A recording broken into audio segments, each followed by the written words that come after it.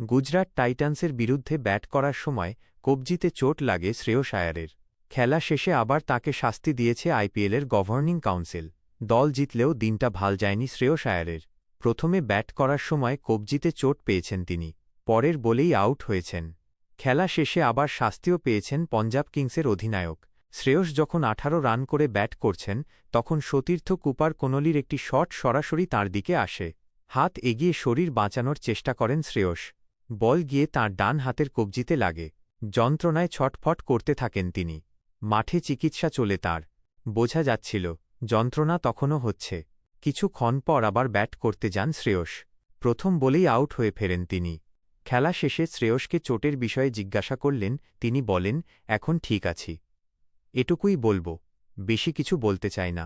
ইতিবাচক থাকতে চাই। আশা করছি সব ঠিক হবে। জানা গিয়েছে তাঁর চোট পরীক্ষা করে দেখা হবে।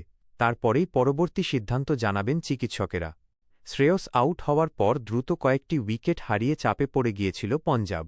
সেই সময় অবশ্য নিজেকে নিয়েই ব্যস্ত ছিলেন অধিনায়ক। শ্রেয়স বলেন, সত্যি বলতে তখন সাজঘরে ফিরে হাত নিয়ে ব্যস্ত ছিলাম। বরফ দিচ্ছিলাম। হঠাৎ শুনলাম আরও 2 উইকেট পড়ে গিয়েছে। আইপিএলে এই ধরনের ঘটনা আগেও ঘটেছে। শেষ পর্যন্ত কোনলি দলকে জিতিয়েছে। পরিণত ইনিংস খেলেছে ও চলতি আইপিএলে মন্থর বোলিংয়ের জন্য প্রথম অধিনায়ক হিসাবে শাস্তি পেয়েছেন শ্রেয়স। জরিমানা হয়েছে তাঁর।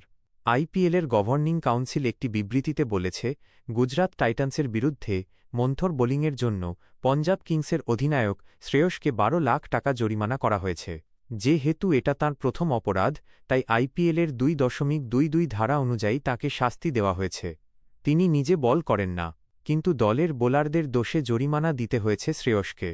গতবারও মন্থর বোলিংয়ের জন্য 2 বার শাস্তি পেয়েছিলেন